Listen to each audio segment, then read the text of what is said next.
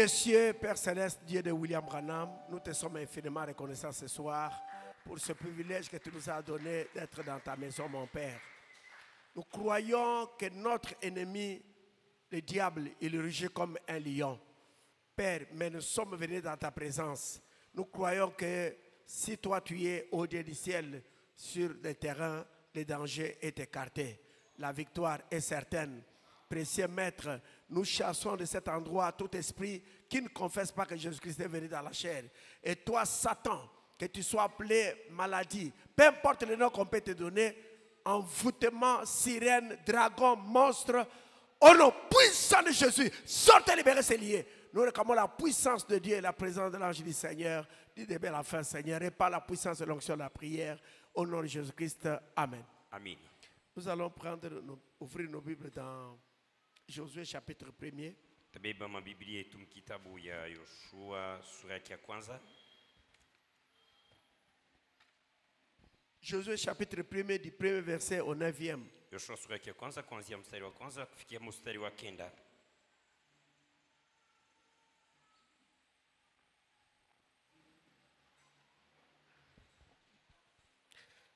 Je vais lire le premier verset, vous allez lire le deuxième et nous lirons ensemble le 9e. Tutasoma ya kwanza, mtasoma ya pili na tutafuata vile na tutasoma shebote kwa ile mstari ya mwisho. Après la mort de Moïse, serviteur de l'Éternel, l'Éternel dit à Josué, fils de Nun, serviteur de Moïse: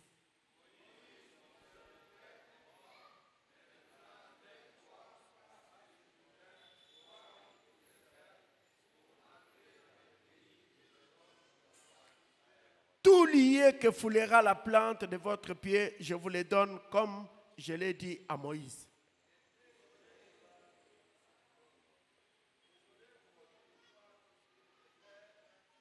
Allons-y ensemble, verset 4. Vous aurez pour territoire depuis le désert et le Liban jusqu'au grand fleuve, le fleuve de l'Euphrate, tous les pays des Étiens, jusqu'à la grande mer vers le soleil couchant. Nul ne tiendra devant toi tant que tu vivras. Je serai avec toi comme j'ai été avec Moïse. Je ne te délaisserai point, je ne t'abandonnerai point. Fortifie-toi et prends courage, car c'est toi qui mettras ce peuple en possession du pays que j'ai juré à leur père de leur donner. Fortifie-toi seulement et aie bon courage, en agissant fidèlement selon toute la loi que Moïse, mon serviteur, t'a prescrite. Ne t'en détourne ni à droite ni à gauche, afin de réussir dans tout ce que tu entreprendras. Que ce livre de la loi ne s'éloigne point de ta bouche. Médite-les jour et nuit pour agir fidèlement selon tout ce qui est écrit. Car c'est alors que tu auras du succès dans tes entreprises. C'est alors que tu réussiras. Ne t'ai-je pas donné cet ordre? Fortifie-toi et prends courage. Ne t'effraie point et ne t'épouvante point, car l'Éternel ton Dieu est avec toi dans tout ce que tu entreprendras. Amen. Amen. Que le Seigneur ajoute le bénédiction avec sa parole. Veuillez vous asseoir. C'est la prière, c'est le premier jour de nos 3 jours de jeûne et prière.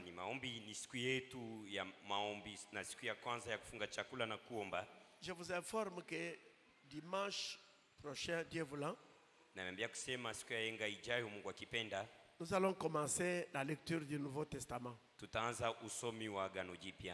Nous allons commencer à partir de Matthieu jusqu'à Apocalypse. Et nous allons donner à chaque livre une semaine, une semaine, une semaine. Nous avions lu la Bible de la Genèse jusqu'à l'Apocalypse. Il y a beaucoup de gens qui n'avaient pas terminé.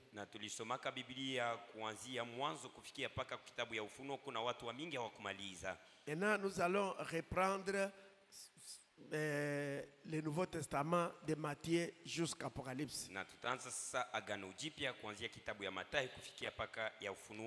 Quand nous aurons fini, cette année, nous lisons le Nouveau Testament et les livres de Genèse.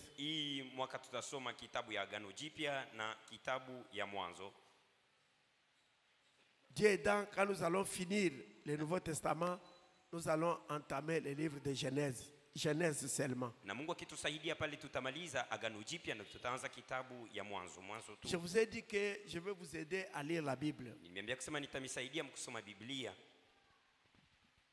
Et ce soir, na hii magharibi, nous devons dire juste quelque chose pour nous permettre de prier. Na tunapasha kusema kwa kitu kenye kitatusaidia mkuomba. J'intitule ceci comme détruisons l'interdit parmi nous. Na nitaipanga hivi ya kusema tuharibu yenyewe inakataziwa kati yetu. Est-ce que la technique peut nous projeter Christ révélé dans sa propre parole à partir du paragraphe 72? J'ai cherché la brochure, je n'ai pas trouvé. Mitambo mtutilie mahubiri Kristo mwenyewe anafunuliwa mu mahubiri yake au maneno yake. Maintenant ici, na sasa hapa, détruisons l'interdit parmi nous. Tuvunje ile yenyewe inakataliwa kati yetu. Frère Branham dit que ndugu Branham anasema Dieu avait appelé Moïse. Mungu alimuitaka Musa. Il lui a dit, c'est toi qui vas amener le peuple d'Israël. Na alimwambia kusema ni wewe ndio utapeleka. C'est toi qui vas les faire sortir de la maison de servitude. Na ni wewe ndio utawatosha mnyumba ya utumwa. C'est toi qui vas les amener dans la terre promise. Na ni wewe Musa utawapeleka mwinchi ya malako. Et Moïse na Musa est parti. Alienda. Dieu lui avait donné des signes. Na Mungu alimpa maalama mbili. Et il a fait sortir Israël de l'Égypte. Na alitosha Israeli toka mu Misri. Mais lakini chemin faisant, na katikati ya njia, le peuple avait eu soif. Na taifa ilipata kiu ya maji. Dieu a dit à Moïse de frapper les rochers. Na Mungu alimwambia Musa apike juu ya mwamba. Et Moïse avait frappé les rochers. Na Musa alipika juu ya mwamba. Et le rocher avait donné de l'eau. Na mwamba ikatoa maji. Et le peuple avait bu. Na taifa ilikunywa maji. Et ils avaient glorifié Dieu. Na kisha walimtukuza Mungu. Mais chemin faisant, na katikati tena ya njia, le peuple a eu encore soif. Na taifa ilipata tena kiu. Et il voulait de l'eau. Na balikuwa anahitaji kunywa maji. Là, ils ont commencé à menacer Moïse. Na banaanza kumtesa Musa. Et Moïse, comme il était menacé, na Musa sa vile aliteswa, il s'était fâché. Alisirika. Dieu lui a dit, Mungu alimwambia, comme ils ont encore soif, na sa vile beko tena na kiu, ne frappe pas les rochers. Usipige tena juu ya mwamba. Va seulement parler aux rochers. Wende tu ukazungumza useme parce que tu avais déjà frappé les rochers. Maintenant, va parler seulement aux rochers. Wende ukaseme na mwamba. Et parce que les rochers c'était le type de Christ. Et Christ devait être frappé une fois. C'est pourquoi Dieu dit à Moïse, comme tu avais déjà frappé les rochers, ne les frappe pas encore. Parle seulement aux rochers. Il donnera ses eaux. Et Moïse, sous le coup de la colère, avec la pression du peuple, Moïse est parti. Au lieu de parler aux rochers, il a frappé encore les rochers. Et frère Branham dit, les rochers avaient jailli de l'eau. Pourquoi? Parce que Moïse était sur le chemin du devoir. Malgré l'erreur qu'il avait faite de frapper les rochers pour la seconde fois, mais comme il était sur le chemin du devoir, le rocher avait donné de l'eau. Mais le peuple avait bu, le peuple était content, mais Dieu dit à Moïse, il l'appelle à côté. Il l'appelle à côté. Il lui dit, je t'avais dit de ne pas frapper les rochers. Mais toi tu as frappé les rochers. Tu ne m'as pas magnifié devant le peuple. Pour avoir fait ça, toi Moïse, tu as fait sortir ce peuple. Mais tu ne vas pas le faire entrer dans le pays de la promesse. C'est à cause de la colère que Moïse frappa les rochers la seconde fois. Et Dieu lui dit, pour avoir frappé les rochers la seconde fois, tu n'entreras pas dans le pays de la promesse. Regarde le pays. Moïse est monté sur la montagne. Moïse a regardé le pays. Moïse a vu le pays de loin. Dieu lui a dit, c'est là le pays. Mais toi tu n'entreras pas. Pourquoi? pour avoir frappé le rocher la seconde fois. Kwa sababu ulipika tena mwamba mara nyingine. La colère peut t'empêcher une bénédiction. Na kisirani kinaweza kukufungia La baraka. colère peut t'empêcher d'avoir quelque chose que Dieu a préparé pour Na toi. kisirani kinaweza kufungia kupokea kitu kenye Mungu À alikutayarishia. cause d'une colère. Na juu ya Et kisilani, frère Branham dit, ndiko Branham anasema la colère c'est le premier degré de la folie. kisilani njo hatua ya kwanza ya majimu. Et la Bible dit, Na Biblia inasema vous pouvez vous fâcher. unaweza Vous pouvez kusirika tomber en colère. na unaweza kuanguka Mais mkisirani que le sana, soleil ne se couche pas lakini jua isianguke sur votre colère. juu uko paka na kisilani. Mwe Moi, mi quand nous nous fâchons, wakati tunashirika et ce qui est tout à fait normal, na ile yenyewe inakuwa ya parce sawa, qu'on est humain, ni kwa sababu tuko quand on wanadamu. se fâche, Pale tuko na shirika nous faisons combien de jours na tuko nafanya masiku ngapi avec cette colère na kile kisilani quand nous nous fâchons? wakati tuko na shirika? Vous pouvez tomber en colère, Unaweza kushirika sana, mais lakini que le soleil ne se couche pas na jua sur isianguke votre colère. na ungali na Et kisilani. nous, Na shie quand nous tombons en colère, wakati tunashirika sana nous faisons combien d'heures na tunafanya kama saa dans ngapi cette colère? na kile kisilani? Mon frère, ma soeur, Ndugu yangu na dada yangu, Dieu ne parle pas en vain. Mungu asisemake mwabule. Dieu ne parle pas en vain. Mungu asisemake mwabule. Moïse Musa a manqué d'entrer dans la terre promise. naye alikosa kuingia mwinchi ya malako. Écoutez ce que la Bible dit. Na msikie yenye Biblia inasema Éphésiens chapitre 4. mkitabu ya Waefeso sura yake ya 4. Éphésiens chapitre 4, je suis au verset 26. Waefeso sura yake ya 4 niko kumstari wa 26.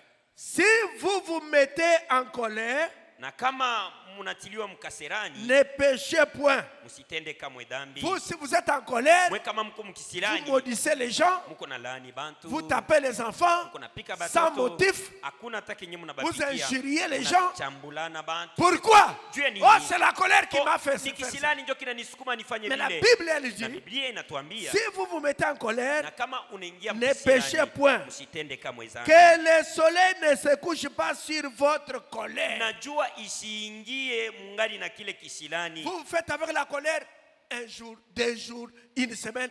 Et pendant ce temps, Na wewe kunafanya kisilani ce que siku Dieu moja, avait siku mbili, préparé pour vous, au juma moya, na mwile wakati kama Mungu alikutayarishia ça vous passe par-dessus la tête. inaweza kupita juu ya Et kichwa. après cette Na colère-là, kisa kile kisilani, je crois, naamini et vous allez vous demander, na mtajiuliza, mais Dieu m'avait promis telle chose. Mungu alinilaka Dieu kitu m'avait fulani. promis telle Mungu chose. alinilaka Je n'ai kitu pas fulani. eu ça. Sikupokea Je n'ai pas kile. touché ça. Sikugusa Dieu hakyo. ne m'a pas. Mungu ashilandake. Lorsque vous êtes fâché, Pale unashirika, vous maudissez les gens, uko na laani bantu, vous maudissez les enfants, uko na laani batoto, vous maudissez même les pasteurs, uko na mlaani tena na vous mchungaji, maudissez même les prophètes Branham. na unafikia na kumlaani nabii Branham. Quand vous vous fâchez, Pale uko na shirika, qu'est-ce que vous faites? unafanyaka Quelle nini? réaction affichez-vous? Ni tendo kani yenye mnaonesha Quand mbele ya vous fâchez. bantu wakati unashirika. Paul dit Paulo aux anasema Éphésiens, kwa Efeso, quand vous vous mettez en colère, pale mnaingia ne mkaserani, péchez point. msitende kamwe Mais dhambi. vous, quand vous mettez en colère, Na mwe pale mnaingia qu'est-ce que vous mkaserani, dites? mnasema vous kanini? faites payer même aux gens les choses que vous leur avez données. Na mnalipishaka bantu hata bitu benye Je t'avais donné telle chose. Nilikupaka Je kitu t'avais fulani. donné les chaussures. Nilikupaka Je t'avais viatu. donné la robe. Je Nilikupaka t'avais donné. kanjo. Remets-moi mes histoires. Remets-moi mes histoires. Nirudishie bintu yangu. C'est quel message vous croyez? Ile ni ujumbe kani yenye mnaamini? Et c'est pourquoi les gens ne veulent même pas croire. Ndio pale batu bengine Les gens bamezaka du monde, kuamini, batu ba ils disent, mudunia. ah, Basi, parlez-moi de quelqu'un d'autre, pas de lui. Muniambie juu ya bantu bengine hapana juu yake. Parlez-moi d'une autre sœur, mais Muniambie pas juu ya d'elle. dada mwingine hapana juu Lorsque yake. vous vous fâchez, Pale unashirika, vous commencez à demander les choses que vous avez données aux gens. unaanza kulomba bintu benye ulikabulaka bantu. Je vous avais donné 10 000 francs. Na Remettez-moi unasema mes 10 000 francs. mipaka 10,000 unirudishie makuta yangu. Remettez-moi même les chaussures que je vous avais données. Unirudishie tena na bilato benye nilikupaka. Remettez-moi même le foulard que je vous avais donné. Unirudishie na kitambala kenye nilikupaka. Vous, quand vous tombez en colère, We pale unashirika, vous n'écoutez personne. ni kusema utasikia tena mtu. C'est comme un frère m'avait dit. Na iko sanduku mwali niambiaka, Il me dit, ananiambia, un prédicateur par-dessus tout. na ye ni mhubiri juu ya yote. Il me dit, Ananiambia, en présence de sa femme, na il ilikuwa ni dit, mbele ya bibi yake, ananiambia, moi quand je prends la décision, mie kama mimi nabeba je ne mpango, change pas. sibadilisha. Même si mon père parlait. Ataka baba yangu je ne mzazi change anasema, pas. sitabadilisha. Mais si ce qu'on vous dit c'est la parole, vous Na- devez changer. Kama ile nye bananiambia ni maneno ya Mungu, unapaswa kubadilisha. Vous dites que vous croyez, vous comptez les années. Unasema wewe unaamini na kusha kupita miaka mingi. Vous comptez les années. Moi j'ai 10 ans. Moi j'ai 5 ans. Moi j'ai 20 ans. Mais quand vous vous fâchez, personne ne peut vous arrêter de faire quoi que ce soit. Hakuna mtu atakukataza ufanye kitu Quand gani. vous vous fâchez, vous n'écoutez personne. À cause de la colère, Moïse n'est pas entré dans la terre promise. Musa sikuingie mu nchi ya À Malako. cause de la colère, Juu ya kishilani. tu rates beaucoup de bénédictions. Uko nakosa mabaraka mingi. La Bible dit, Biblia inasema si vous vous mettez en colère, ne péchez point, que le soleil ne se couche pas sur votre colère. na kama mko mkishilani msitende kama dhambi, najua isingie kama kishilani yenu yamalizika. Lorsque vous vous fâchez, Bali wewe ne unashirika péchez point. na msitende dhambi. Et Moïse s'était fâché. Na Musa ye alishirikaka. Et Dieu lui a dit, Na Mungu alimwambia, pour avoir fait ça, na sasa vile ulitenda pour ile, avoir frappé les rochers la seconde fois, na sasa vile ulipiga mwamba mara vous mbili, n'entrerez pas. hautaingia. Et quelques temps après, Na wakati kidogo kisha, après quelques années, na kisha ou miaka après quelques kidogo jours, au kisha masiku kidogo, Dieu appelle Josué. Mungu anamuita Parce Yoshua. que Dieu avait retiré Moïse. Kwa sababu Mungu alimtosha Musa Le travail de Moïse était fini. na kazi ya Musa ilimalizika. Pour n'avoir pas magnifié Dieu, pour avoir frappé les rochers la seconde fois, quelques temps après, Dieu a retiré Moïse de Na la sasa vile scène. Musa sikumsikie Mungu na vile alipiga mwamba mara mbili na Mungu alimtosha Musa. Mais na kazi yake Moïse ilimalizika. n'était pas perdu. Na Musa ye asikupotee. Si quelqu'un a le Saint-Esprit, Na kama mtu kweli iko na Roho Mtakatifu, il fait une erreur, na kama anafanya il kosa fait quelque moja, chose de mal, na anafanya kitu Dieu kibaya, peut le retirer de la terre, Mungu anaweza mtosha mais il duniani, ne sera pas perdu. lakini ule mtu asitapotea kamwe.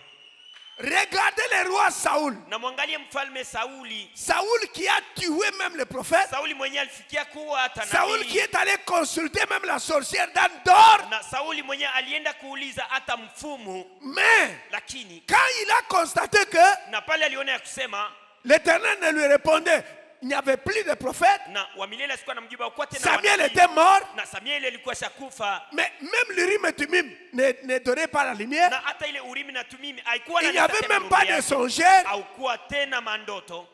Il n'y avait même pas de songe. Haukuwa tena mandoto. Qu'est-ce que Saoul a fait? Na Sauli alifanya Il nini? est allé consulter la sorcière d'Andor. Alienda kumuuliza ule mwanamke mfumu. C'est ce que beaucoup de frères et sœurs font. Njoo yenye banduku bamingi na badada bamingi banafanya. Ils partent. Banaenda. Il faut consulter Dieu là-bas. Banaenda Il faut kuuliza Mungu consulter Dieu kuna là-bas. kule banaenda. Est-ce que nous n'avons pas Dieu ici? Eti si hatuna na Mungu hapa. Je vais vous montrer pourquoi vous faites ça. Na nitamionyesha juu ya nini mnafanyaka ile.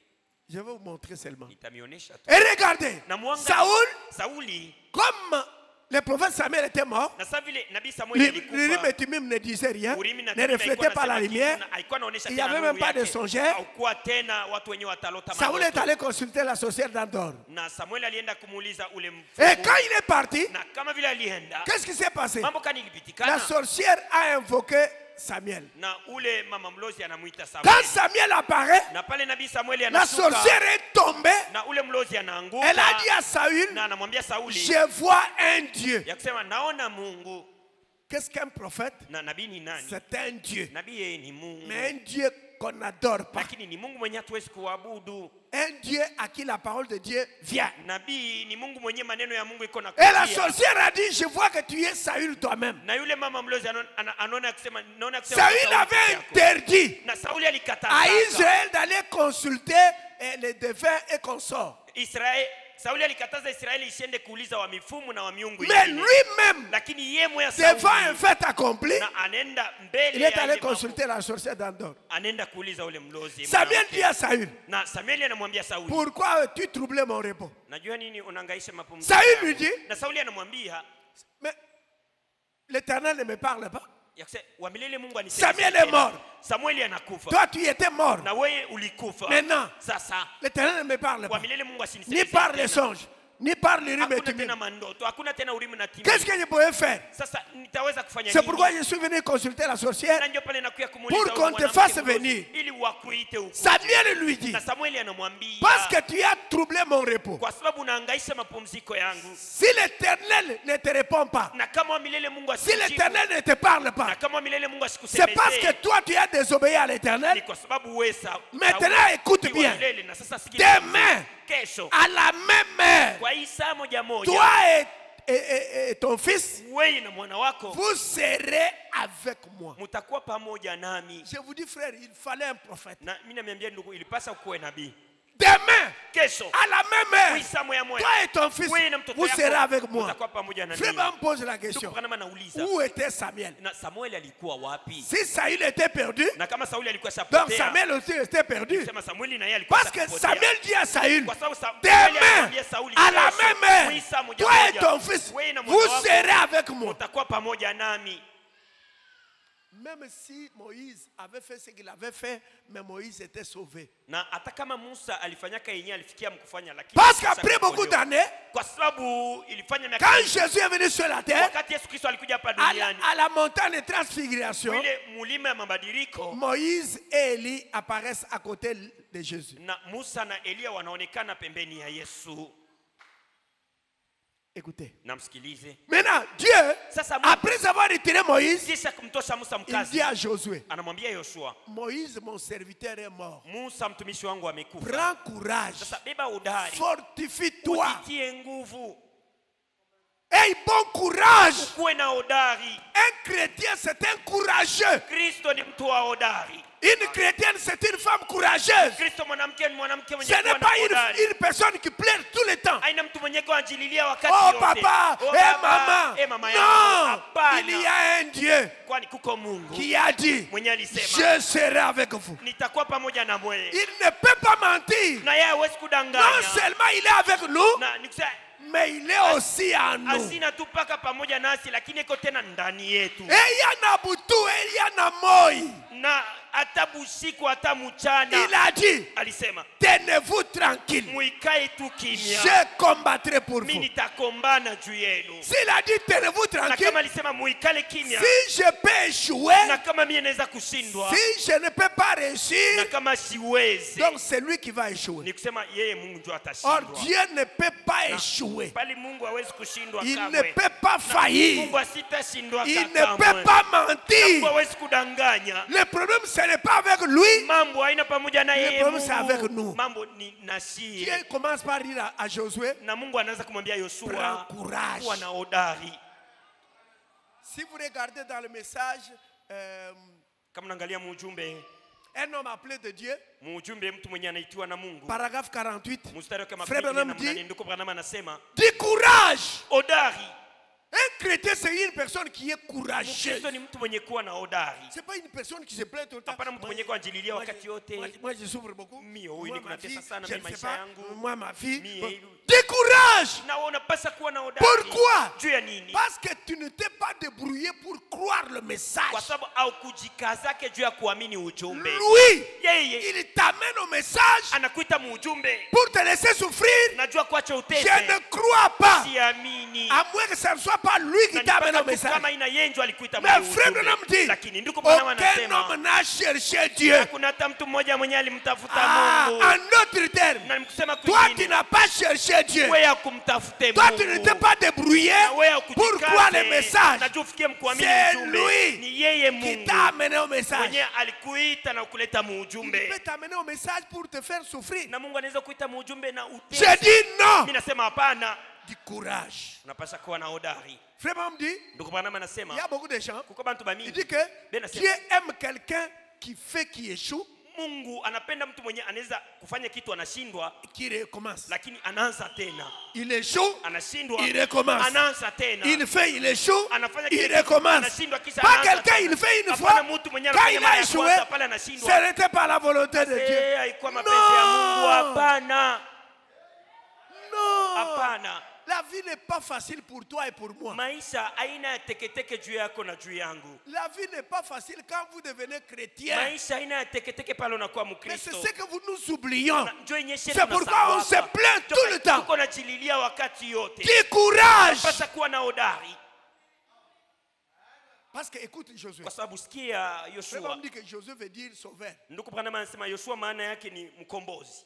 C'est toi qui vas faire entrer le pays. Ni Le peuple dans le pays. Utengisha taifa mu nchi. Mais il faut que tu aies du courage. Unapaswa kuwa na hodari. Fortifie-toi. Ujitie nguvu. Mais que le livre na lakini kitabu de la loi ya de sheria Moïse ya ne Musa s'éloigne point de ta bouche. isiende mbali na kinywa Pour chako. que tu aies du succès, Josué, Jo upate uwezaji Yoshua, il faut garder les lois de Moïse. unapasa kuchunga ile maamri. Vous êtes avec moi? Mko pamoja na mimi? Médite-les jour et nuit. Na uifikirie ile masheria usiku na mchana. Quand nous disons lisons la Bible, les gens refusent. Wakati kunasema tusomeni Biblia watu weko na Ils katana ne comprennent rien. au uelewe kitu. Lis ça, médite ça jour et nuit. Uisome hii kitabu na uifikirie usiku na mchana. Écoutez ce que la Bible dit. Namsikie yenye Biblia inasema. Écoutez. Sikie. Psaume, vous connaissez ça, Mnajua ile. mais on peut relire ça. Psaume, Kitabu ya Zaburi. chapitre 1er. Zaburi sura yake ya kwanza. Écoutez ce que la Bible dit. Namsikie yenye Biblia. Heureux l'homme qui ne marche pas selon les conseils des méchants, Eri mtu mwenyewe asitembee kufuatana na qui ne mashauri ya s'arrête watenda pas uovu, sur la voie des pécheurs, na mwenyewe asimamie njia ya et watenda qui ne dhambi, s'assied pas en compagnie de na moqueurs. mwenyewe asikae pamoja na watu wenye kona sema mabaya, Il dit, mais qui trouve son plaisir dans la loi de l'Éternel et qui la médite jour et nuit. anasema lakini mwenyewe kona pata furaha yake msheria ya milele, na mwenyewe kona ifikiria usiku na mchana. Il trouve son plaisir dans la loi de l'Éternel et il médite cette loi jour et nuit. Mtu mwenyewe kona pata furaha msheria ya milele, na mwenyewe kona ifikiria usiku na mchana. Josué, Yoshua, tu as un travail, uko tu na as la kazi, commission, uko na tu vas kazi, faire entrer le peuple utaingisha dans le pays de la taifa promesse. mu nchi ya Mais malako. pour que tu réussisses, Lakini juu uweze Yoshua, médite la loi de Moïse. fikiria ile sheria ya Musa Jour et nuit. usiku na mchana, Garde ça. na uichunge. Je vais vous dire clairement aujourd'hui, Utamiambia waziwazi leo. pour être béni dans ce message, Najua kubarikiwa mwi il ujumbe, faut lire la Bible, inapasa kusoma lire le Biblia, message kusoma et ujumbe prier beaucoup. na kuomba mingi. Parce que quand vous avez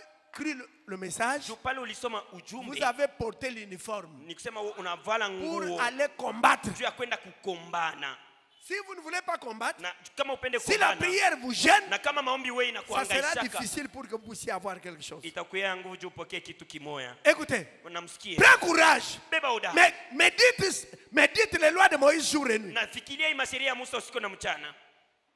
Mais écoute Josué, Nasikiliza Yoshua, tout lié nafasi yote que foulera yenye la itakanyaga plante de tes pieds, miguu yako je te le donne. nakupa hayo. Écoutez maintenant ce que le prophète dit. Namsikilize sasa yenye nabii anasema Je suis dans le message. kama ujumbe. Vous n'avez pas trouvé la citation là? Amkupata ile andiko. Josué, ce vaillant guerrier, Yoshua umsuja prêché le 19 janvier 1955. yenyewe nahubiriwa mstari ya 16 Je suis au paragraphe 38 A et B. Niko mstari wake wa 38 ya Partie kwanza A et B. kipande Eh cha bien, kwanza na ya pili. Na pendant que Josué se promenait là, wakati yenyewe Yoshua alikuwa anatembea après la traversée du Jourdain, kisha kutambuka Yordani, c'est alors qu'on avait commencé à manger du blé. na njoo pale sasa bananza kula. Je peux me représenter Josué ce matin-là, Na mimi naweza kumuona Yoshua ile asubuhi, après avoir eu cette grande vision du Seigneur, na kisha kupata ile ono kubwa ya Bwana lui disant, yenye ilimwambia je serai avec toi. nitakuwa pamoja Je na wewe serai avec Yoshua, toi comme j'ai été avec Moïse. nitakuwa pamoja na wewe vile nilikuwa pamoja na Musa. L'Éternel l'avait appelé un soir à l'écart Na wa milele Mungu alimuitaka magharibi moja kwa et lui upekee, avait dit, na alimwambia maintenant écoute Josué. sasa sikiliza Yoshua. Il lui avait donné une vision, Ye alimpa ono moja lui disant, na kumwambia maintenant Moïse mon serviteur est mort. sasa Musa mtumishi wangu amekufa, Lève-toi, simama passe ce Jourdain, na tambuka hiyo toi et Yordani, toute l'armée d'Israël. wewe na jeshi yote ya Et Israeli, l'Éternel ton Dieu sera avec na toi. wa milele Mungu wako atakuwa pamoja na Nul ne wewe, tiendra devant toi tant que tu na vivras. hakuna kitu kitasimama mbele yako wakati wote utaishi. L'Éternel ton Dieu sera avec toi. Milele Mungu wako atakuwa pamoja nawe, Nul ne tiendra devant toi tant que tu vivras, je serai avec toi comme j'ai été avec Moïse. Fortifie-toi. Et frère Branham dit, chaque homme aimerait entendre ces paroles. Je serai avec toi. Et si Dieu te dit, je serai avec toi, je suis avec toi, tu n'as rien à craindre. Même s'il y a des éclairs, même s'il y a des tonnerres, tu n'as rien à craindre. Une chose doit te consoler, je serai avec toi. Et Josué, quand il marchait, il dit, tant que tu vivras, ni l'homme ne tiendra devant toi. Même si c'est un guerrier, même si c'est un grand combattant, ni l'homme ne tiendra devant toi tant que tu vivras. Pourquoi? Parce que je serai avec toi comme j'ai été avec Moïse. Seulement, aie bon courage. Continue simplement d'aller de l'avant. Je serai avec toi. Tout lié que foulera la plante de ton pied, je te les donne.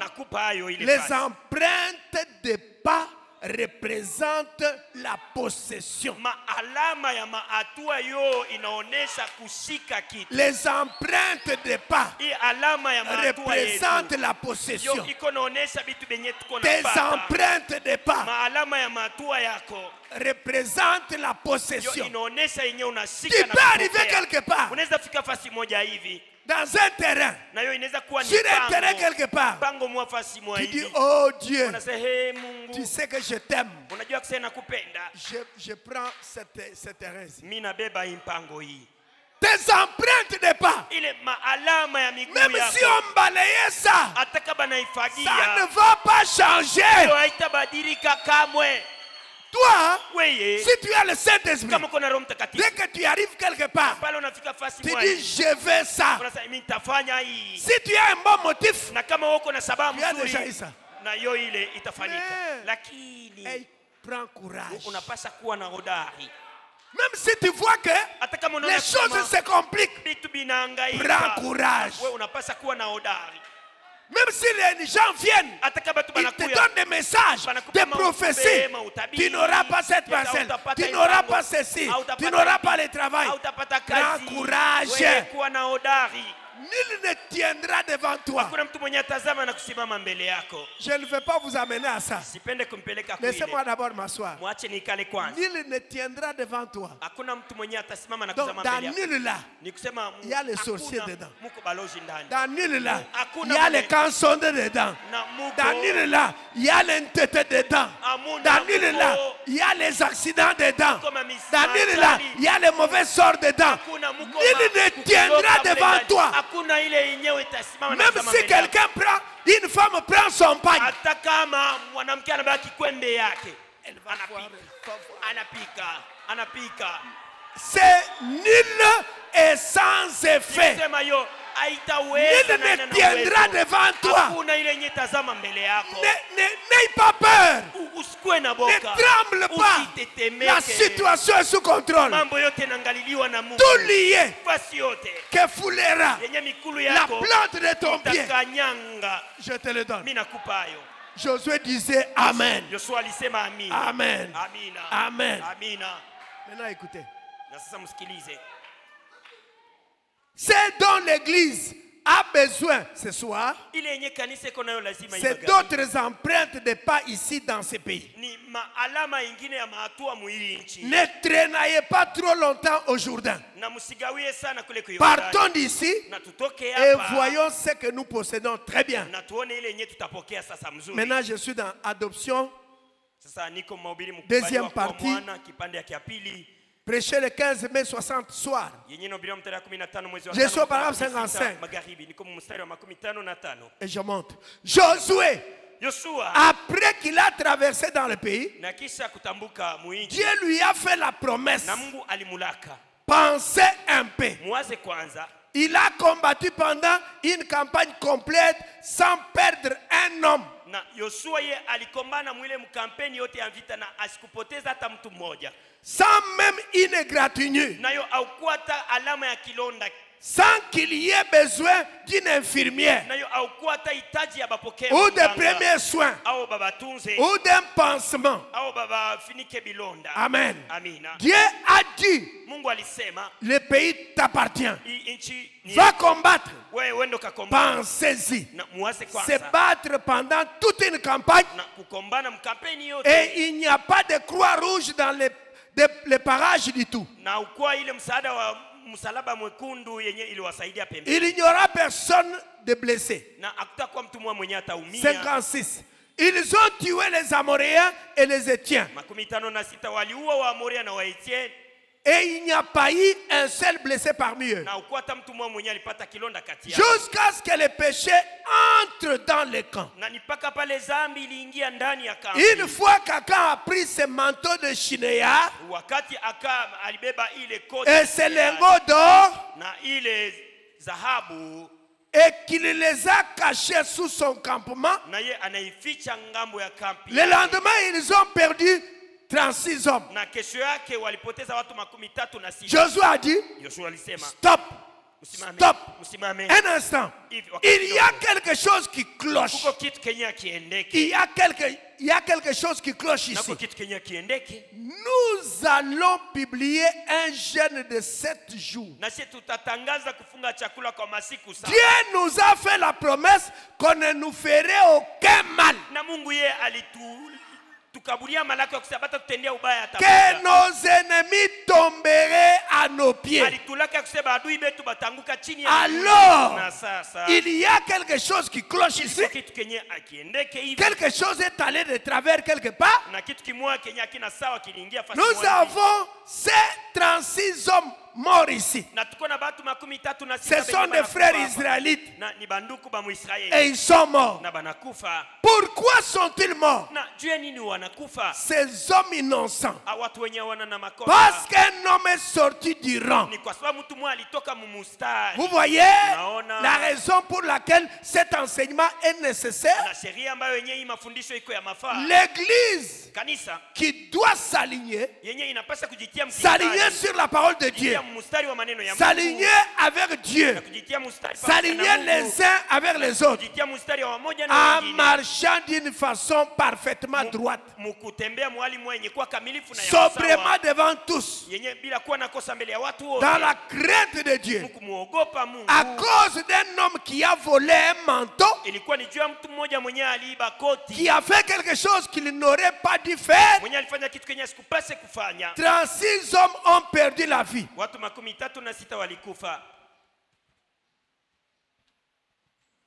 Il dit, je suis au paragraphe 58. Josué a publié, il a dit, il y a quelque chose qui cloche. Dieu a fait la promesse. Il y a quelque chose qui cloche. Quand nous faisons venir les malades devant nous et qui ne sont pas guéris, il nous faut publier un jeûne solennel, convoquer une assemblée.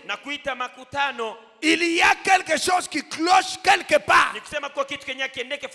Dieu a fait la promesse. Dieu doit se tenir à cette promesse. Et il s'y tiendra. 60. Alors il a publié un jeûne. Et ils ont découvert. Ils ont tiré au sort. Et Akan a confessé. Akan. Il a confessé. Ils ont tué Akan avec sa famille et tout. Ils ont brûlé leurs cendres. Et les ont laissés là comme monument. Et Josué a tout simplement continué à combattre en s'emparant de tout, sans une égratignure ni une blessure. Voilà.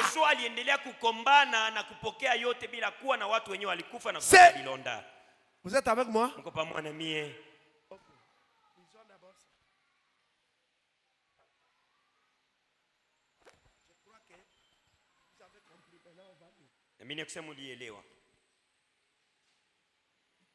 J'ai dit, Christ révèle dans sa propre parole, paragraphe 72. Kristo mwenye kufunuliwa maneno yake binafsi mstari wa 72. Si vous n'avez pas trouvé, je peux le dire comme ça. Dans le Christ révélé dans sa propre parole, à partir du paragraphe 72, Frère Branham dit que il y a 3 choses qu'on ne doit pas faire, qu'un prédicateur ne doit pas faire. Il y a 3 interdits. Un prédicateur ne doit pas mal placer la parole. Le prédicateur ne doit pas disloquer la parole. Il ne doit pas interpréter la parole. Ce sont les 3 interdits. Maintenant, pour étudier l'écriture, Paul a dit à Timothée, étudie là, dispense droitement la parole de Dieu qui est la vérité. Il y a 3 règles indispensables à respecter par rapport à l'écriture. En utilisant la parole de Dieu, il y a 3 choses que vous ne devez pas faire. Étudions donc cela pendant les 10 prochaines minutes. 3 choses que vous ne devez pas faire. Et où que vous soyez, d'un bout à l'autre du pays, assurez-vous bien de les noter dans votre pensée si vous n'avez pas de crayon. Vous ne devez pas faire ces choses. Nous vous disons constamment ce que vous devez faire. Maintenant, je vais vous dire ce que vous ne devez pas faire. Eh bien, vous ne devez pas mal interpréter la parole.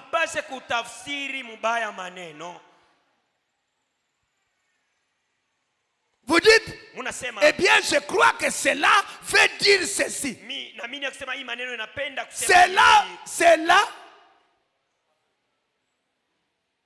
Cela n'a pas besoin d'interprète. Et vous ne devez pas mal placer la parole. Et vous ne devez pas disloquer la parole. Et s'il nous arrive de faire l'une ou l'autre de ces choses, cela jetterait la confusion et le chaos dans toute la Bible. Si on interprète la parole, si on disloque la parole, si on place mal la parole, ça jette le chaos. Les péchés que vous avez commis et que vous commettrez, c'est déjà pardonné. Quand vous dites ça à quelqu'un qui vient de croire, les péchés que vous aviez commis, les péchés que vous commettez, et même les péchés que vous commettrez, on vous a déjà pardonné. Vous risquez de faire quelque chose de bizarre. Interpréter mal la parole, c'est fini. Placer mal la parole, dissorer la parole, ça jette le chaos. Frère, dans ce message, on craignait le péché. On vivait dans la sainteté. Quand les doctrines ont commencé, des doctrines, ça jetait le chaos dans la Bible. Les gens qui marchaient avec la crainte de Dieu, quelqu'un va te dire, même si je bois la bière, je n'irai pas en enfer. Je suis prédestiné. Quand on place mal la parole, quand on disloque la parole, quand on interprète la parole, les gens qui pouvaient même demander pardon ne demandent pas pardon. Vous jouez. Moi je suis prédicateur. Moi je suis pasteur. Vous pensez que j'irai en enfer? Je peux taper ma femme ici. Je lui crève même l'œil. J'irai toujours au ciel. Hey.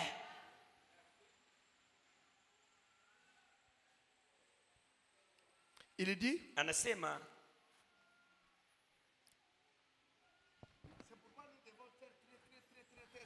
Na njoo pale tunapasha kukebange sana. Avec les choses que nous parlons. Na bitu benye tuko nasema sema. Ceci.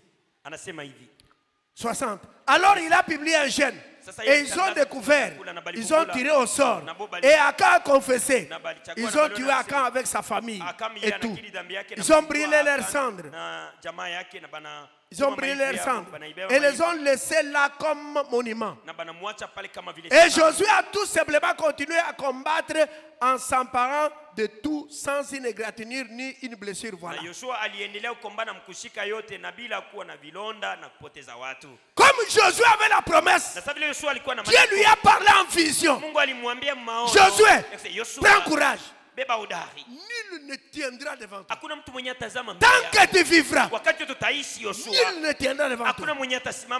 Mais tout lié que foulera la plante de ton pied, je te le donne. Et Josué a commencé la campagne. Et les villes tombaient une après une autre. C'est pourquoi, quand ils étaient arrivés à Jéricho, Rahab avait dit, nous avons appris ce que l'Éternel votre Dieu fait. Nous avons perdu courage.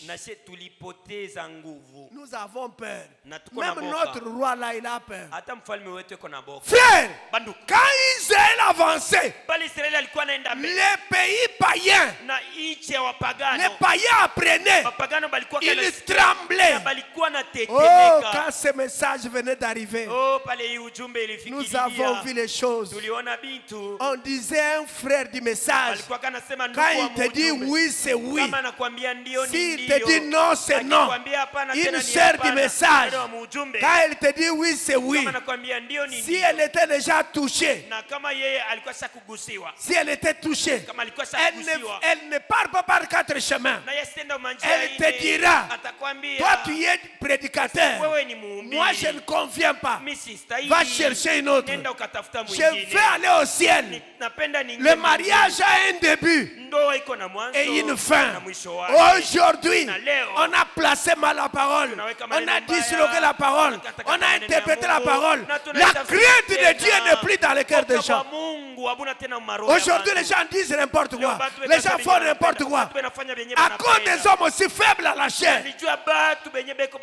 Josué qui a eu cette vision, et vraiment lui a dit, Dieu lui a dit, nul ne tiendra devant toi. Mais toi, prends courage. Tout lié que foulard le bras de ton pied. Josué a fait la campagne. Il a fait tomber les villes l'une après une autre. Mais il y avait une petite ville appelée Haï. Josué a envoyé les espions. Allez d'abord espionner. Voyez si la ville est grande. Voyez la disposition de la ville. Les espions sont partis. Quand ils sont rentrés, ils ont dit à Josué, ça ne sert à rien de fatiguer le peuple.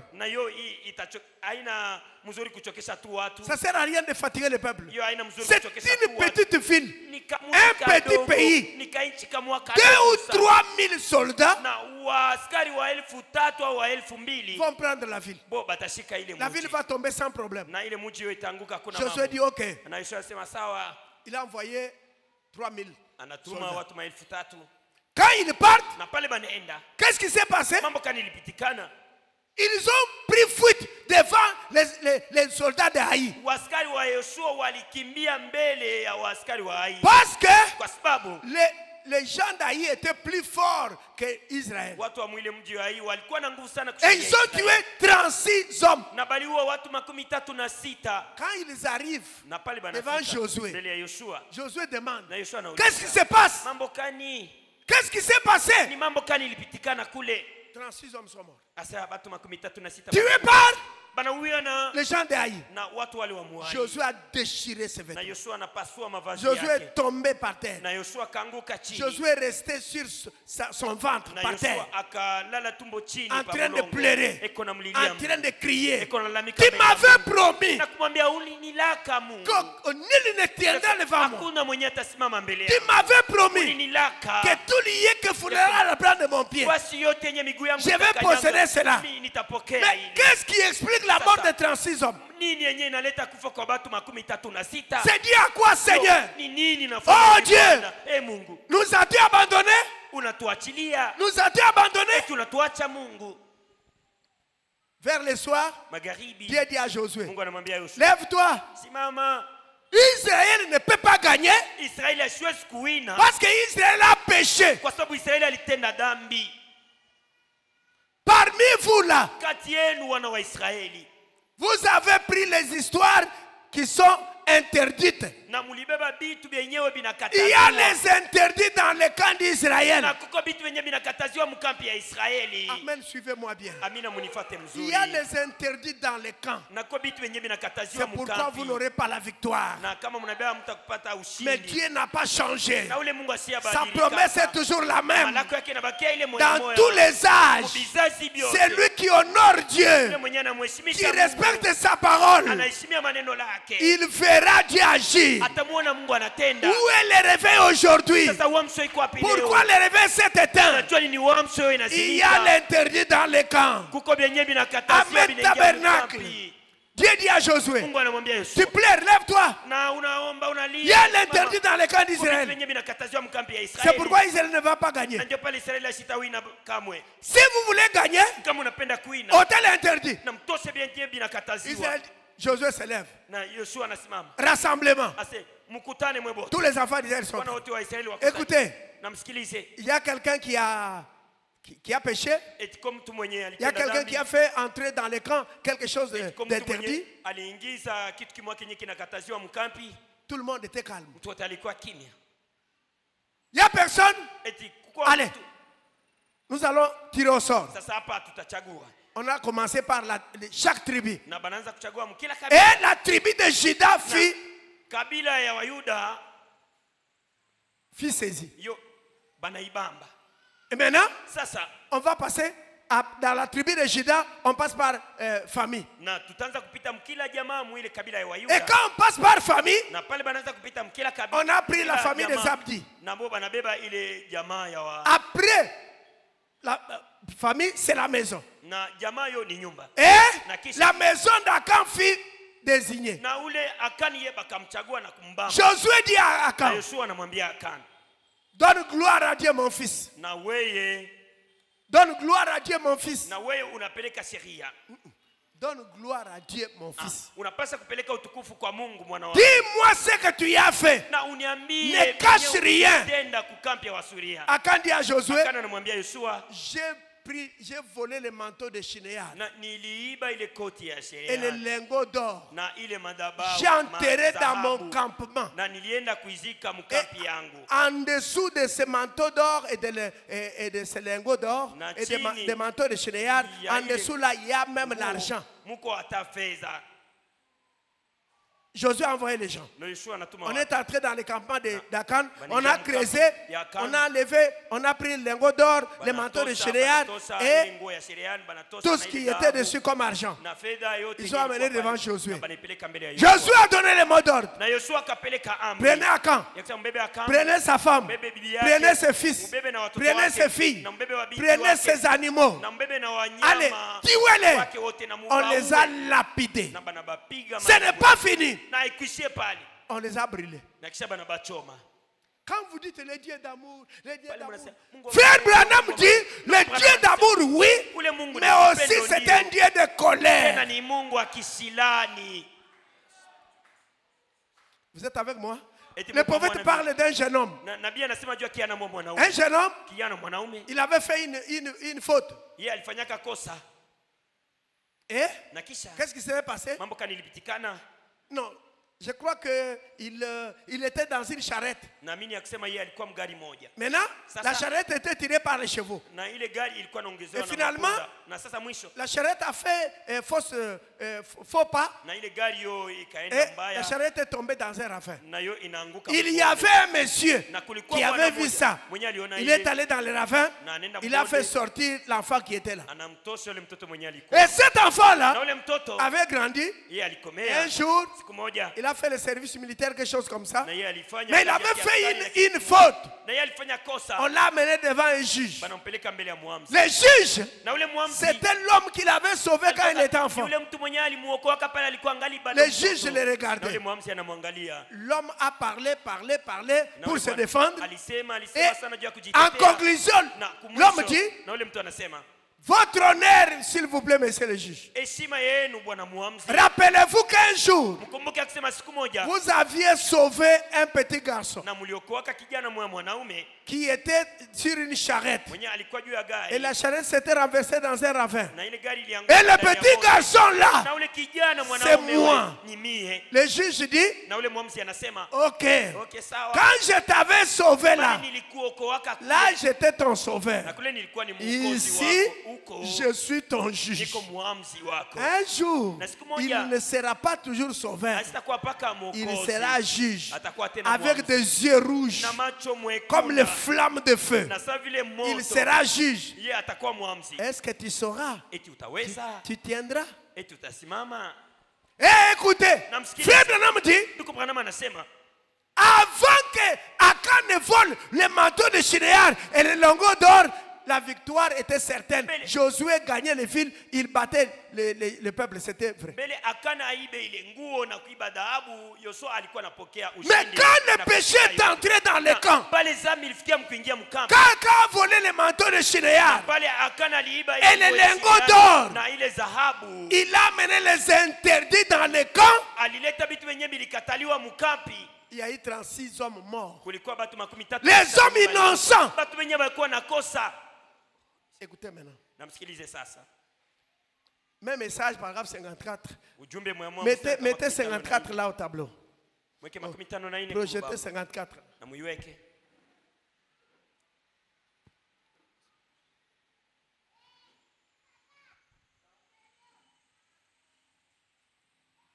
J'aimerais que nous lisions ensemble.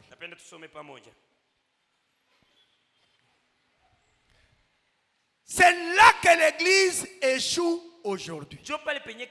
Dans cette marche, savez-vous que même votre conduite à vous peut empêcher quelqu'un d'autre d'être guéri? Votre inconduite, vos péchés non confessés à vous les croyants, peut être la cause d'un échec cruel pour cette. Et au jour du jugement, vous serez responsable de tout cela. Oh, vous dites, un instant là, Frère Branham, eh bien c'est la vérité, pensez-y. Est-ce que vous dites amen? Votre péché inconfessé. Ce ne sont pas les 36 hommes qui étaient morts qui avaient péché. C'est un homme qui avait péché et 36 hommes sont morts. Le Frère Branham dit: votre péché inconfessé que vous ne voulez pas confesser. Vous avez fait des choses et des choses et des choses, mais vous ne voulez pas confesser. Ça peut être à la base.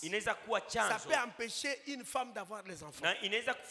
Ça peut empêcher quelqu'un d'être guéri. Ça peut empêcher quelqu'un d'être béni. Est-ce que Dieu peut mentir? Il a dit: je suis l'Éternel, je ne change pas. Vous serrez la tête et non la queue. Frère, dans ce message, je vais vous lire quelques citations peut-être demain ou vendredi. Dans ce message, on manque le pain. Dans ce message, on n'a pas le travail. Dans ce message, or Dieu nous a dit: si vous avez le Saint-Esprit, vous êtes capable de créer une terre à vous pour aller y vivre. Est-ce qu'il a menti? Pensez-y. Vous allez regarder n'importe quoi. Des films pornographiques que vous avez même enregistrés. Et vous partagez ça. Vous regardez la longueur de journée. Pendant ce temps, on prie pour les malades, ils ne sont pas guéris. Et vous vivez avec une fille là-bas. On On prie pour les malades, ils ne sont pas guéris. Et les gens se posent la question. Est-ce que Dieu il a changé? Est-ce qu'il est parti avec Frère Branham? Est-ce qu'il a été enterré avec Frère Branham? J'ai dit non. J'ai dit non. Encore non. 3 fois non. C'est Frère Branham qui était enterré. Même Frère Branham, c'est le corps. C'est le corps de Branham qui était enterré. Pas Branham. Non. Si un incrédule vous dit que je suis mort, ne le croyez pas. Frère, il dit, je suis l'Éternel qui te guérit de toute maladie. Est-ce qu'il a menti? Pourquoi on amène les malades, nous prions, ils ne sont pas guéris? Examine-toi. Ton péché peut être à la base de l'échec cruel de cette église. Ton péché à toi peut être à la base de l'échec de cette église. Tu peux dire, mais qui me connaît? Mais au jour du jugement, tu auras à répondre. Tu fais n'importe quoi. Oh, on ne me voit pas. Mais Dieu te voit. Dieu te voit. Il a des yeux. Il voit. Il a des oreilles. Il entend. Il y a des gens qui souffrent. Pas parce qu'ils ont péché, mais parce que toi tu pêches. Et ces gens-là, ils n'ont pas de travail. Ils ne peuvent pas avoir du travail. Pourquoi? À cause de toi. Dieu dit à Josué, arrête de pleurer. Israël a péché. Il y a des interdits dans les camps. C'est pourquoi vous n'aurez pas la victoire. Frère, nous crions, nous pleurons, nous nous demandons, mais nous faisons des jeûnes, mais nous faisons des prières. Pourquoi on ne voit rien? Il y a l'interdit dans les camps. Il y a des interdits ici.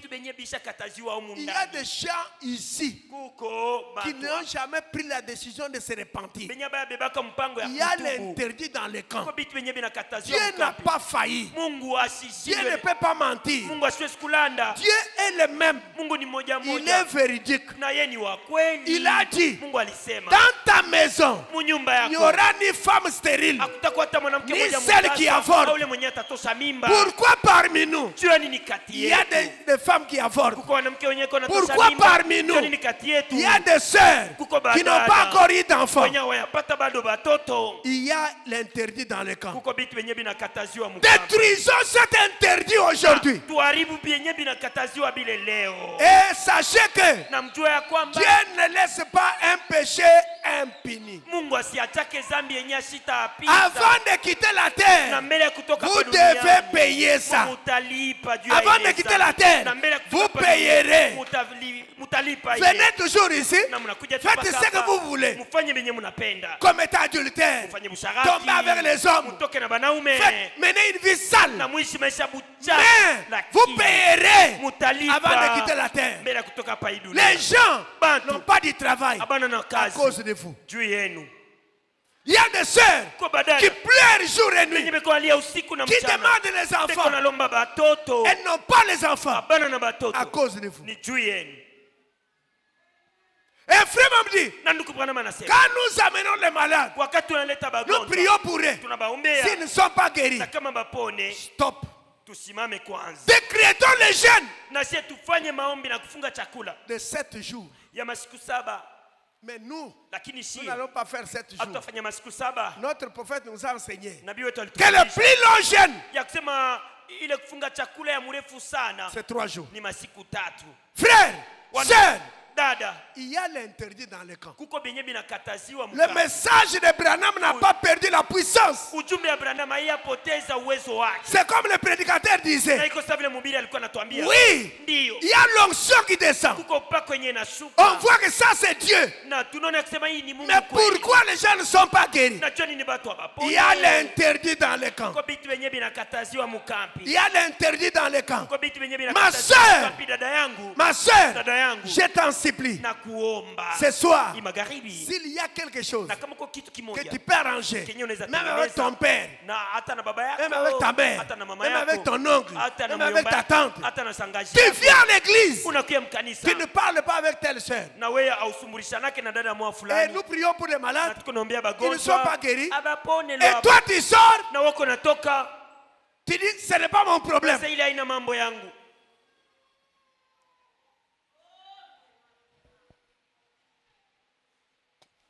Nous voulons construire, mais il faut que les gens soient bénis. On ne peut pas demander aux gens de donner l'argent si Dieu ne les a pas bénis. Mais pour que Dieu puisse les bénir, il faut enlever l'interdit parmi nous. Je vous dis la vérité. Si nous enlevons les interdits, les gens vont venir ici. Quelqu'un va vous dire, non, même moi j'ai pris. Si c'est Dieu qui bénit, alors je viens prier dans votre église pour que votre Dieu puisse me bénir. Si ton Dieu n'agit pas, viens essayer le mien. Frère, le message de Frère Branham est puissant. Je vous dis la vérité. Le Dieu de Branham, il bénit au-delà de ce que vous pensez. Mais pourquoi nous prions, nous jeûnons, à la fin des jeûnes, il n'y a rien? C'est dit à quoi? Il y a un interdit parmi nous. Il y a certains frères, certaines sœurs ici, il y en a qui boivent, qui fument même du chanvre, qui ont des plaisanteries sales. Et quand vous faites ça, il y a des gens qui n'ont pas de travail ici. Il y a des gens qui sont malades, qui ne sont pas guéris. Par mes maîtres sûrs, vous avez déjà été guéri. Est-ce que Dieu peut mentir? Quelle est la maladie? Dans cet âge, Dieu a guéri le cancer. S'il y a eu Goliath, il y a eu aussi David. Pourquoi Dieu n'agit pas? Pourquoi? Nous avons parlé de Marc 16. Les aveugles doivent voir. Les paralytiques doivent marcher. Les muets doivent parler. Ce sont des miracles ordinaires. Aujourd'hui, pourquoi on ne voit pas ça? Parce que les églises sont remplies de trucs de suie. Dites un peu amen. Dites encore amen. Ça c'est d'une part. D'autre part, toi qui es malade, toi qui as des problèmes, examine ta vie. Écoutez ce que Frère Branham dit. Écoutez ce que le prophète dit. Dans le message,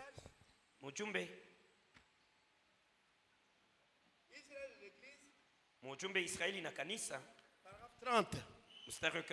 Eh bien, voyez-vous, malgré toutes ces prières, tout ce fait de taper du pied, tout ce fait de chasser les mauvais esprits, elle cachait un péché tout au fond de son cœur. Elle ne voulait dire à personne qu'elle l'avait commis. Mais le Saint-Esprit a révélé le secret de son cœur. Elle est allée arranger cela. C'est alors qu'elle a été purifiée. Dieu n'enverra pas la bénédiction sur les péchés. Vous devez arranger la chose en premier lieu. Dieu n'enverra pas la bénédiction sur les péchés. Vous devez arranger la chose en premier lieu. C'est juste. Écoutez encore. L'inspiration spirituelle. L'inspiration spirituelle. Je suis au paragraphe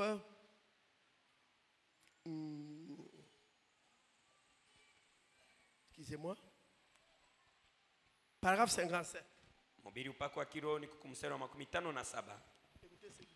Sikia yenye nabii anasema. Prophète dit. Nabii anasema.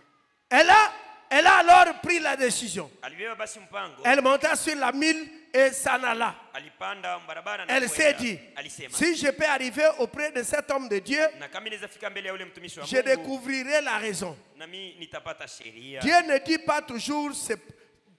pas toujours à ses prophètes tout. Na Mungu asiambia yake paka banabii bake À ses prophètes tout ce qui va arriver. yote mambo yote. Il ne leur dit que ce qu'il veut. Mungu eko naambia wanabii wake tu ni yeye. Dieu est souverain. Mungu yeye ni mkubwa na mwenyezi. Mes frères et mes sœurs, Dieu ne dit pas tout à ses prophètes. Mungu asiambia yake yote. Il leur dit que ce que lui veut leur dire. Mungu tu ni bien yeye anapenda kubambia. Si Dieu ne dit pas tout à ses prophètes, Kama Mungu asiambia yake yote à combien plus forte raison les vases secondaires? na mara ngapi vyombo vya pili? Je vais consulter Dieu. Akisema nitaenda kumuuliza Mungu. Dieu dit, Dieu dit, Dieu dit. Mungu anasema. Un jour, Dieu dit, Dieu dit, Dieu dit. Mungu anasema. Après des jours, Dieu dit, Dieu dit. Mungu eko paka. Mais si vous venez un autre jour, na kama on sasa vous dit que mnakuja siku nyingine, Dieu n'a rien dit. banakwambia Mungu akisema kitu. Ici, il n'y a pas Dieu. Utasema huko hakuna Mungu. Comment Dieu n'a pas parlé? Namna kani Mungu asikusema. Il n'y a pas Dieu ici. Amna Mungu hapa. Dieu n'est pas un bavard. Mungu yeye sina mtu wa kusema S'il ne mingi. montre pas tout à ses Na prophètes, kama sionesake yote à plus forte raison, les vases secondaires. mara ngapi kwa hii vyombo? Pour vous, Dieu doit toujours parler. Mwe juu yenu Mungu anapasha pa kusema. Il peut arriver que Dieu ne dit rien. Inaweza kufikia Mungu asiseme kitu. Parfois, frère Branham, Mara nyingine ndugu Branham il disait, alikuwa anasema, il regarde, il ne dit rien. Il prie Anaangalia, seulement, il demande des bénédictions aseme sur la kitu. personne. Il laisse la naye personne anakosa partir. maono juu ya mtu na anamwombea mtu, anamwacha mtu anaenda. Écoutez, Namsikilize. il dit ceci. Anasema hivi. Toujours paragraphe 57. Paka mstari wa Vous ne pourrez jamais voir des hommes parcourir le monde, na hamtaona kama watu wenyewe wanatembea dunia yote guérissant des gens mkutunza watu à tout hasard et tout. na kubahatisha. J'ai essayé de renverser cela de toutes mes forces na nilipima dans ma vie. kuangusha yote ile na nguvu yangu Dans ma vie. mu maisha yangu. C'est la raison pour laquelle Ndio juu ya ile vous voyez dans des campagnes, j'examine minutieusement tout pour d'abord avoir une vision. na njoo juu ya ile mkono na makampeni niko nachunguza yote juu. Ce que Dieu dira de faire, ile yenye Mungu ataniambia en nifanye. effet, vous pouvez taper du pied, Na hivi pale mnaweza kupiga donner mkono, un coup de pied, na mnaweza kupiga mkono oindre na kupakala et tout le reste. na kupakala mafuta na Si kufanya le mambo. diable a un droit là-dessus, Na kama shetani angali na haki yake pale juu, quelque chose d'inconfessé dans votre cœur, na kitu kenyewe akia ou une incrédulité, yako au kukosa kuamini ou un doute, au shaka, n'importe quoi là, na ikwe kitu gani quelque chose que vous avez refusé de faire ou de ne pas faire, na kitu kenyewe ulikatala kufanya au kenyewe le diable restera là même, shetani atabakia paka pale, car il en a le droit. kwani shetani angali na haki. C'est vrai. Ni ukweli. Jésus ne guérissait jamais à tout hasard. Na Yesu asikuwa anaponya watu Il kwa a dit, bure na kwa bahati. je ne fais rien à moins que le Père ne me le montre premièrement. Na Yesu alisema sifanye kitu kama baba asianionyesha. Vous ne serez jamais en accord avec Jésus. Na hautakuwaka kama mapatano pamoja na Yesu. Est-ce que vous dites Amen? Eti mnasema amina. Frère Branham dit, Ndugu Branham anasema même si on verse de l'huile d'onction sur vous, hata kama nakumwangia mafuta ya upako juu yako. on verse de l'huile, on verse de l'huile. Kumwangia mafuta bana kumwangia. Mais s'il y a un péché inconfessé en vous, Na kama kuko zambi yenyewe hayatubiwa, Dieu ne répondra pas. Mungu asitajibu kamwe. Il va loin Na nenda tambali. dans cette citation. Mwiandiko Il dit que, anasema mais si le diable a son droit en vous, kama shetani angali na haki yake juu yenu, en d'autres termes, kusema kwingine, vous êtes là, uko pale, vous êtes malade, uko mgonjwa, vous voulez être guéri, unapenda kupona, vous êtes là, uko pale, vous voulez avoir $1 million. unapenda kupata milioni ya Mais madola, quand le diable regarde lakini wakati shetani iko naangalia en vous, ndani yenu, il y a un mensonge. mungari bongo. Le mensonge là, Bule bongo bule, le diable, shetani il sera toujours là. Parce que les mensonges, c'est son frère.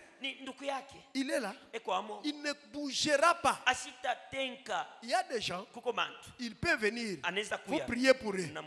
Après quelques jours, la maladie revient. Ils ne comprennent pas pourquoi. Parce que le diable a son droit en vous. Il y a des choses que vous n'avez pas arrangées. Il y a des choses que vous devriez faire, mais que vous n'avez pas faites. Ou il y a des choses que vous ne devriez pas faire et vous les avez faites. Examinez votre vie. Dieu n'a pas menti. Dieu n'a pas changé. Vous dites, pourquoi je ne suis pas béni? Regardez votre vie. Vous avez abîmé 7 filles. Vous êtes un homme champion. Dans chaque coin que vous arrivez, vous engrossez une fille. Dans chaque village, vous engrossez une fille. Si vous partez à Kinshasa, vous laissez une fille avec une grossesse. Vous allez à Kasumbalès, vous laissez une femme avec une grossesse. Vous allez à Kabekamouang, vous laissez une femme avec une grossesse. Et vous étiez venu ici, vous étiez à Katouba, vous avez engrossé une fille, vous avez fui. Maintenant vous êtes de ce côté-ci. Et aujourd'hui, vous dites, Seigneur, combien de filles avez-vous menti? Je vais t'épouser. Elle te prépare le foufou, tu manges. Elle t'achète même les habits, tu portes. Et aujourd'hui, tu demandes, tu cherches le travail. Mais il faut arranger. Arrange d'abord. Il y a l'interdit dans les camps. Dieu ne ment pas. Parfois, c'est toi qui es à la base de ton malheur. Ça, c'est comme on a bouloche. Et alors, si tu as la sorcellerie, tu as déjà amené tous les enfants à la sorcellerie. Tu as déjà amené les travaux à la sorcellerie. Quand nous disons, en tout cas, si vous avez péché, il y a quelqu'un qui peut ne pas rater la guérison à cause de votre péché. Oui, mais d'autre part, est-ce que vous n'êtes pas à la base de votre malheur? Est-ce que vous n'aviez pas engrossé une fille d'autrui et vous lui avez donné le produit, elle est décédée?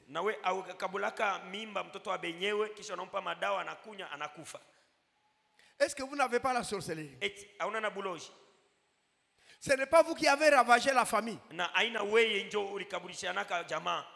Vous avez ravagé votre famille. Les gens sont morts dans la famille. Il y en a qui sont même fous. Il y en a qui n'ont rien, qui ont terminé les études. Mais vous avez pris les diplômes, vous avez amené dans le monde.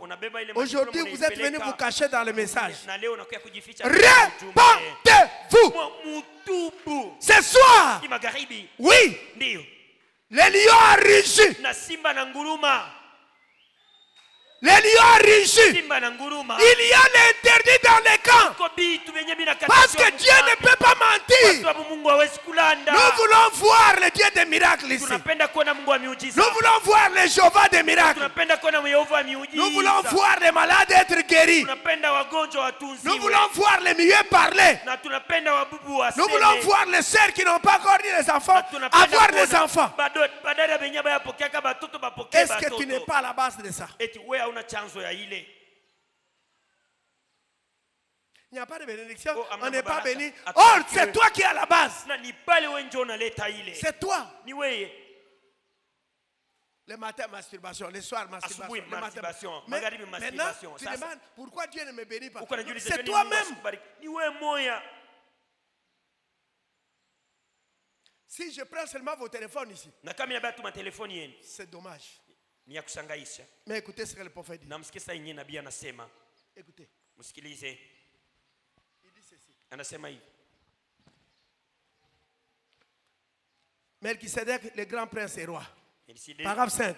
J'étais reconnaissant d'entendre frère Tommy témoigner ce matin que Dieu a les bras ouverts, qu'il est toujours disposé à vous recevoir. Nilikuwa na shukrani kumsikia ndugu Tomi na kushuhudia na kusema Mungu eko na mikono yake yenye kuwa wazi na yenye iko tayari juu ya kumipokea. Peu importe ce que vous avez fait. Na ikuwe tena nini yenye mulitenda. Il a toujours les bras ouverts pour recevoir chaque âme qui s'est repentie et qui veut venir à lui. Peu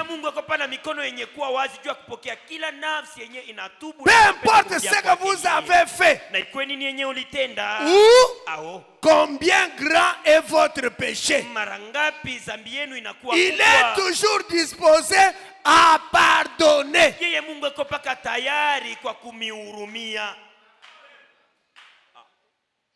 Vous ne parlez pas avec tel, arrangez-le. Parce que nous allons faire quelque chose à partir de demain et vendredi. Arrangez votre vie avec tel. Maintenant là, si vous avez un problème avec un frère, dites au diacre ou au huissier, appelez-moi des frères tel. Si vous ne le faites pas, ça entre vous et Dieu. C'est écoutez. Vous avez une petitesse que je n'ai jamais vue. Vous ne parlez pas avec telle sœur. Vous ne lui adressez même pas la parole. Mais vous venez à l'église. J'aime Jésus. Attention. Attention.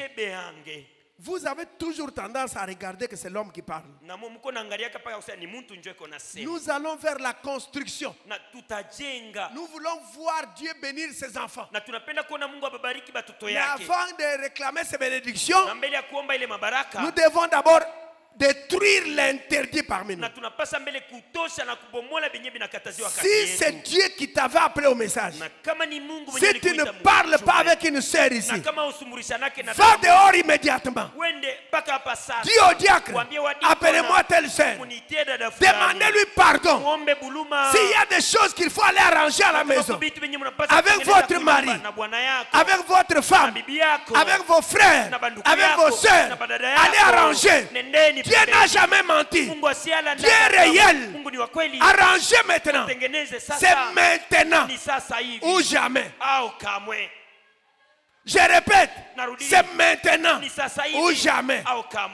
Je vous répète, c'est maintenant ou jamais. Même si tu avais un problème, quel que soit le problème, même si tu avais déjà dit, je ne lui parlerai plus. Ainsi dit le Seigneur. Ainsi dit le Seigneur. Tenez-vous debout. Allez dehors. Allez arranger. Arrangez avec votre soeur. Arrangez avec votre soeur. Arrangez avec votre frère. Tenez-vous debout. Allez dehors. Même si vous avez des choses, vous avez des dettes, demandez à la personne pardon. Si la personne est à la maison, allez lui demander pardon. Écoutez frère, écoutez-moi bien. Ne prenez pas ça à la légère. Ça peut être la dernière fois que Dieu te parle.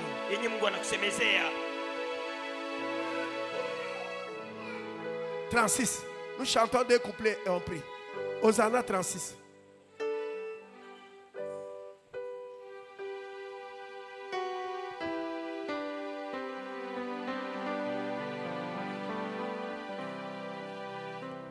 Ne lève pas tes mains si tu sais que tu n'es pas en ordre avec Dieu. Tu voles la dîme. Tu ne payes pas la dîme. Tu es devenu Melchisedec. Toi tu rigoles même quand les gens payent la dîme. Toi la dîme tu ne la payes pas. Qui es-tu? Qui es-tu sœur? Qui es-tu frère? Est-ce que tu n'es pas la base des désordres qui sont dans ta famille? N'est-ce pas toi? Tu n'as pas touché au fétiche? Tu n'as pas touché à la magie? Toi femme mariée, tu n'es pas tombé avec les hommes? Toi jeune fille, tu ne vis pas dans les suites avec des garçons? Les garçons t'embrassent à gauche, t'embrassent à droite.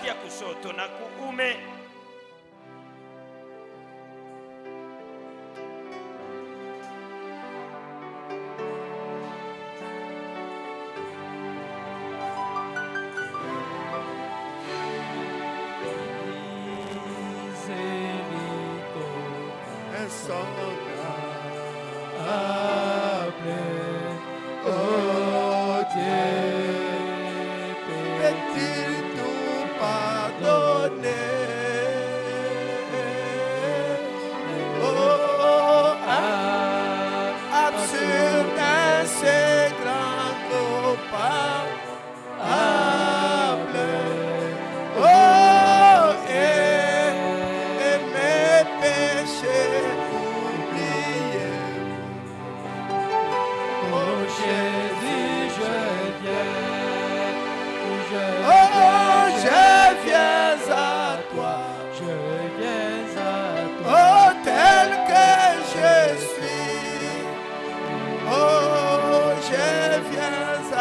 je viens à toi. Oh Jésus, je viens.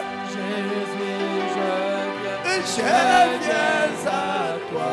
Je viens à toi. Oh, tel que je suis, il prend.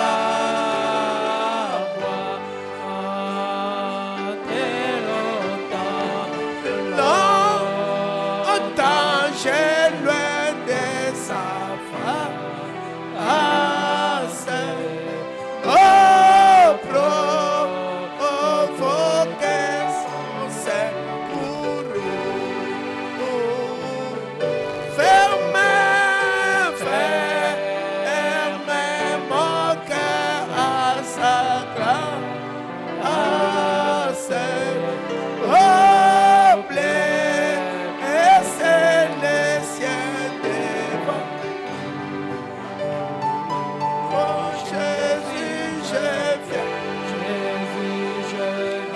je viens à toi, tel que je suis, je viens à toi, Jésus,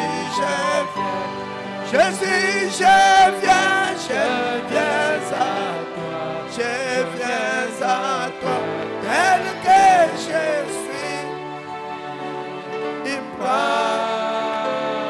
Élevons nos mains, prions le Seigneur. Ne cache rien. Aka est mort. Sa femme est morte. Ses enfants ont été tués à cause des péchés. Pour avoir fait tuer 36 hommes. Les gens ne sont pas bénis à cause de toi. À cause de ta vie. À cause de ton comportement. Tu t'habilles d'une manière sexy. Tu regardes les films pornographiques. Toi, tu fais n'importe quoi. Aujourd'hui, c'est un jour que Dieu te donne.